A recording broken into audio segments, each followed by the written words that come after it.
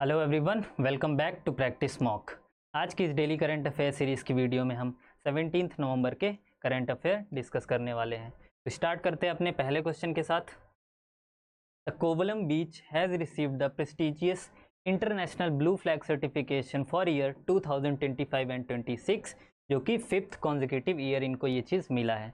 आपको बताना है कि इस बीच की लोकेशन कहाँ है। तो इसका जो करेक्ट आंसर है वो है तमिलनाडु। देखते हैं न्यूज़ को डिटेल में। कोवलम बीच लाई कहाँ करता है?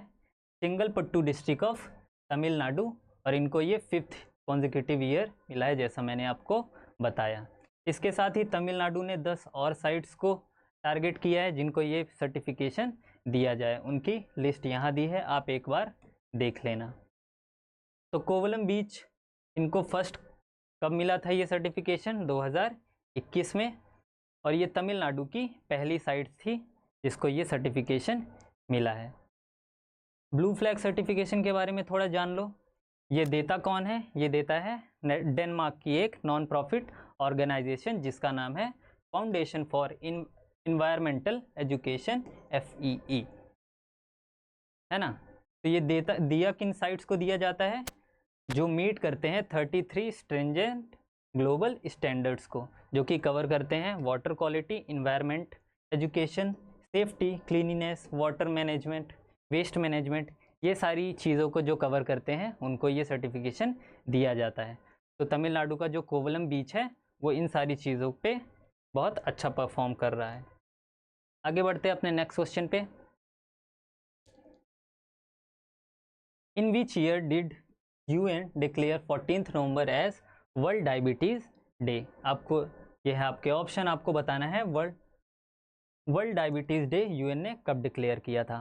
तो इसका आंसर है 2006। देखते हैं इसको डिटेल में। वर्ल्ड डायबिटीज़ डे 14 नवंबर हर साल दिया जाता है, मनाया जाता है, और ये पहली बार कब मनाया गया था? 2006 में, जब UN ने इसको डिक्लेयर किया था। इसके अलावा इसके पहले से ये चला आ रहा था 1991 से, जब इसको किसने डिक्लेयर किया था? इंटरनेशनल डायबिटीज़ फेडरेशन और वर्ल्ड हेल्थ ऑर्गेनाइजेशन। लेकिन इसको UN ने अडॉप्ट कब किया था? 2006 में। तो 2025 की थीम क्या है? Diabetes and wellbeing. तो ये चीज़ आप याद रखना, एग्ज़ाम में इसी से क्वेश्चन आते हैं। और ये मनाया क्यों जाता है? To raise the awareness about surging cases of diabetes. Diabetes आप आई होप आपको पता होगा, ये कब होता है? जब ब्लड में शुगर का लेवल बढ़ जाता है ना। तो वर्ल्ड डायबिटीज़ डे 14 नवंबर को मनाया जाता है, और ये पहली बार 2006 पे UN ने इसको मनाया था। तो ये चीज़ आप याद रखना। आगे बढ़ते हैं अपने नेक्स्ट क्वेश्चन पे। What is the name of border security force first ever all women drone unit? तो BSF ने अपनी एक नई यूनिट बनाई है जिसपे वो ऑल वीमेन ड्रोन यूनिट इन्होंने बनाया है। तो आपको बताना है इसका नाम क्या है। तो इस पे जो करेक्ट आंसर है वो है दुर्गा ड्रोन स्क्वाड्रन। जैसा BSF ने इसको बनाया है, और ये कहाँ बनाई गई है? स्कूल ऑफ ड्रोन वॉरफेयर, जो कि लाई करता है ग्वालियर में।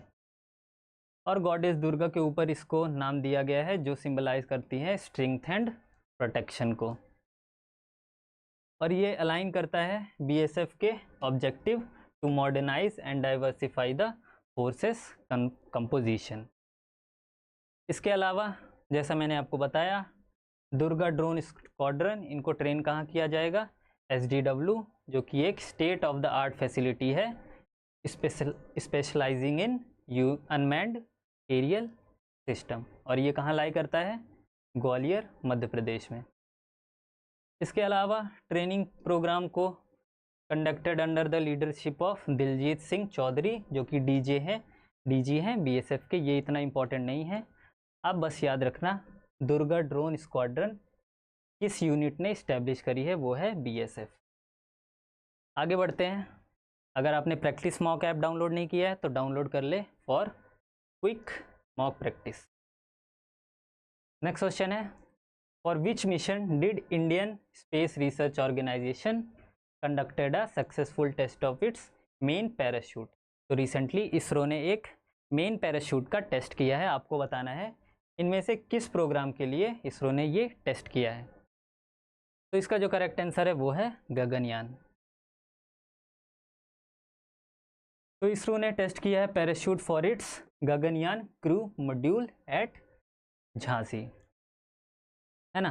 तो अगर आपको गगनयान के बारे में नहीं पता तो पहले वो जान लो। गगनयान जो कि अनाउंस हुआ था 2018 में, ये एक ह्यूमन स्पेस फ्लाइट मिशन है इंडिया का, जिसपे 3 क्रू मेंबर्स को लो अर्थ ऑर्बिट पे भेजा जाएगा 3 दिन के लिए और उनको सेफली अर्थ में वापस लाया जाएगा। इस पे 2 अनक्रू मिशन है और एक क्रू मिशन है जो कि एक्सपेक्टेड है 2026 के पहले इसको किया जाएगा। और इस रॉकेट कौन सा यूज़ होगा इसको लॉन्च करने में? वो होगा GSLV Mark 3। और अगर इंडिया ने ये अचीव कर लिया तो इंडिया बन जाएगा 4th नेशन जिसके पास ये कैपेबिलिटी है कि वो ह्यूमंस को स्पेस पे भेज सकता है। करेंटली USA, रशिया और चाइना के पास ये फैसिलिटी है।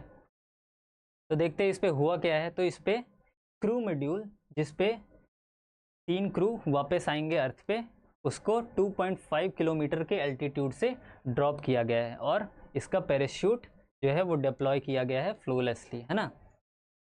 तो इस पे सक्सेसफुल टेस्ट हुआ है पैराशूट का। इसके अलावा Gaganyaan crew module parachute comprises total 10 parachutes होने वाले हैं इस पे और ये 4 टाइप्स के होने वाले हैं। तो मेन पैराशूट जो है इनका वो यूज़ करता है रीफेड इन्फ्लेशन को। रीफेड इन्फ्लेशन क्या होता है? इस पे पहले पैराशूट हाफ पार्शियली खुलता है, उसके बाद पैराशूट फुल्ली डिप्लॉय होता है ना। तो ये है, आप याद रखना कि गगनयान मिशन में अभी रिसेंटली पैराशूट टेस्ट हुआ है इनका।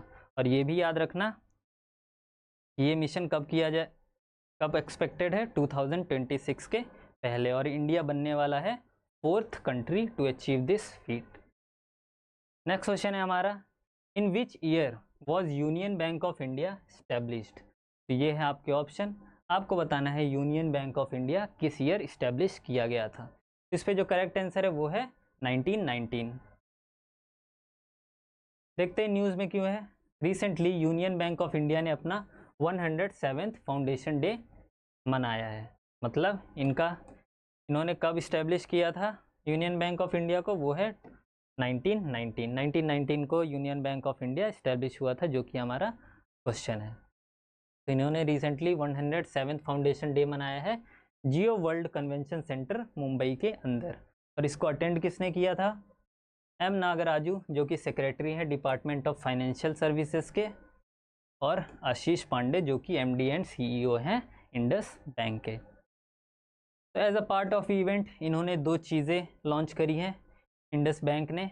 एक है यूनियन ई-बिज़ जो कि है बिजनेस मोबाइल बैंकिंग ऐप, जो कि फैसिलिटेट करेगा MSMEs को और बिजनेस कस्टमर्स को। इसके अलावा एक यूनियन ईज नाम का भी ऐप इन्होंने लॉन्च करेंगे, जो कि एक रिटेल ऐप है, वो सून ये लॉन्च करने वाले हैं, है ना। इसके अलावा इन्होंने क्या अनाउंसमेंट करी है कि ये 51 न्यू ब्रांचेस एंड ऑफिसेस खोलने वाले हैं की रीजन्स में, है ना। तो ये चीज़ आप याद रखना कि recently union Bank of India ने अपना फाउंडेशन डे मनाया है। आगे बढ़ते हैं हम नेक्स्ट क्वेश्चन पे। In November 2025 mister Shankar Subramanyam Krishnan was appointed as non executive part time chairman independent director of which bank? आपको बताना है कौन से बैंक में ये चेयरमैन अभी अपॉइंट हुए हैं। तो इसका जो करेक्ट आंसर है वो है जम्मू कश्मीर बैंक। को भी देखते हैं डिटेल में। RBI ने अप्रूव किया है इनको, अब ये बनने वाले हैं non executive part time chairman of Jammu and Kashmir bank. इनका अपॉइंटमेंट कब से इफेक्टिव होगा? नवंबर 2025 से, और ये कब तक रहने वाले हैं? मार्च 2028 तक। जो ये बैंक है जम्मू एंड कश्मीर बैंक, इस पे सेंट्रल गवर्नमेंट का स्टेक कितना है? 59.40 स्टेक सेंट्रल गवर्नमेंट का है। ये कुछ डिटेल है ये जो चेयरमैन अपॉइंट हुए उनके बारे में। ये इंपॉर्टेंट पोजीशंस होल्ड कर चुके हैं इंडियन बैंक में, सिंडिकेट बैंक में, कनारा बैंक में, पंजाब एंड सिंध बैंक में, है ना। इसके अलावा MD एंड CEO भी रह चुके हैं तमिलनाडु एंड मर्केंटाइल बैंक में। तो ये काफ़ी बैंक से जुड़े रह चुके हैं। आप बस याद रखना कि recently Jammu and Kashmir bank का चेयरमैन कौन अपॉइंट हुआ है। हम बढ़ते हैं अपने अगले क्वेश्चन पे। विच life insurance company has recently partnered with Muthoot finance limited. Muthoot finance अगर आपको नहीं पता तो ये एक नॉन बैंकिंग फाइनेंशियल कंपनी है। तो ये किसके साथ इन्होंने अभी कोलैबोरेशन किया है, उसका आंसर है एजियास फेडरल लाइफ इंश्योरेंस। तो मुथूट फाइनेंस करता क्या है, ये प्रोवाइड करता है लेंडिंग एक्टिविटीज़, इसके गोल्ड के अगेंस्ट पे ये लेंडिंग एक्टिविटीज़ को प्रोवाइड करते हैं, है ना। तो इस कोलैबोरेशन से होगा क्या, it will leverage Muthoot finance extensive branch expansion network. Muthoot finance का बहुत ज़्यादा ब्रांचेज हैं जो कि 78% नॉन मेट्रो सिटीज़ में ऑपरेट करते हैं। तो एजियास फेडरल लाइफ इंश्योरेंस कंपनी यही नेटवर्क को यूज़ करेगी और अपने जो इंश्योरेंस प्रोडक्ट हैं वो लेंडिंग एक्टिविटीज़ के साथ कस्टमर्स को बेचेगी। जैसे मुथूट फाइनेंस अपने होम लोन्स प्रोवाइड करता है, बिजनेस लोन प्रोवाइड करता है ना। तो इसी के साथ वो अपने लाइफ इंश्योरेंस प्रोडक्ट को भी बेचने की कोशिश करेंगे। तो आप याद रखना, एजियास फेडरल लाइफ इंश्योरेंस ने मुथूट फाइनेंस के साथ अभी पार्टनर किया है। नेक्स्ट क्वेश्चन पे बढ़ते हैं। Vietnam and India bilateral army exercise, जिसको विनबैक्स भी कहते हैं, it began in India in which year. किस ईयर में ये स्टार्ट किया गया था। तो इसका आंसर है 2018। देखते हैं इसको डिटेल में। रिसेंटली जो सिक्स्थ एडिशन है विनबैक्स एक्सरसाइज का, वो चल रहा है कहाँ, हैनोई वियतनाम के अंदर, और ये 11 नवंबर से 27 नवंबर 2025 तक चलने वाला है। इसको चेयर किसने किया है इंडिया की तरफ से, Indian defence secretary Rajesh Kumar Singh ने, और वियतनाम के सीनियर लेफ्टिनेंट जनरल फुंग सी तान ने। तो इस एक्सरसाइज का एम क्या रहने वाला है, वही जो हर एक्सरसाइज का एम रहता है, to exchange the best practices in UN peace keeping operation, है ना। तो जो बेस्ट प्रैक्टिसेस होती हैं उनको एक्सचेंज करना इसका एम रहने वाला है। इस पे 300 से ज़्यादा पर्सनल्स ने पार्टिसिपेट किया था। और विनबैक्स एक्सरसाइज, जैसा हमारा क्वेश्चन है कि ये 2018 में पहली बार हुआ था इंडिया के अंदर। तो आप एक चीज़ याद रखना कि विनबैक्स एक्सरसाइज हम किस कंट्री के साथ करते हैं, और रिसेंटली उसका 6th एडिशन हैनोई वियतनाम के अंदर हुआ है। तो आते हैं अपने लास्ट क्वेश्चन पे। खालिद इल इनानी जो कि इलेक्ट हुए हैं न्यू डीजी ऑफ यूनेस्को इन 2025, नवंबर 2025, आपको बताना है ये किस कंट्री से हेल करते हैं। तो ये है आपके ऑप्शन। इस पे जो करेक्ट आंसर है वो है इजिप्ट। देखते हैं इस न्यूज़ को भी डिटेल में। तो खालिद एल इनानी इजिप्ट से बिलोंग करते हैं और ये अपॉइंट हुए हैं DG of UNESCO for 4 year terms. और इनको इलेक्ट कब किया गया है, 43rd जनरल कॉन्फ्रेंस जो कि कहाँ हो रही थी, उज़्बेकिस्तान के अंदर। इन्होंने सक्सीड किया है औद्रे अजूले को जो कि फ्रांस से बिलोंग करते थे, और ये 12th डीजी रहने वाले हैं यूनेस्को के, और ये पहले बन चुके हैं किसी भी अरब कंट्री के, और ये सेकंड अफ्रीकन बनने वाले हैं जो ये पोजीशन को होल्ड करेंगे। तो कुछ इंपॉर्टेंट पोजीशंस जो ये अभी तक होल्ड कर चुके हैं वो यहाँ लिखी गई है। ये प्रोफेसर रह चुके हैं हेल्वन यूनिवर्सिटी इन इजिप्ट में। इसके अलावा ये लीड कर चुके हैं national museum of Egyptian civilization और इजिप्शियन म्यूज़ियम इन कायरो। इसके अलावा 2016 से 22 तक ये minister of antiquities and minister of tourism भी रह चुके हैं, और नवंबर 2024 में इनको अपॉइंट किया गया था special ambassador for cultural tourism by world tourism organization, and recently इनको अफ्रीकन वर्ल्ड हेरिटेज फंड में भी अपॉइंट किया गया था। तो आई होप आपको आज का वीडियो समझ आया होगा। अगर आपके कुछ डाउट्स हैं तो कमेंट सेक्शन में ज़रूर करें। तब तक के लिए हैव अ नाइस डे।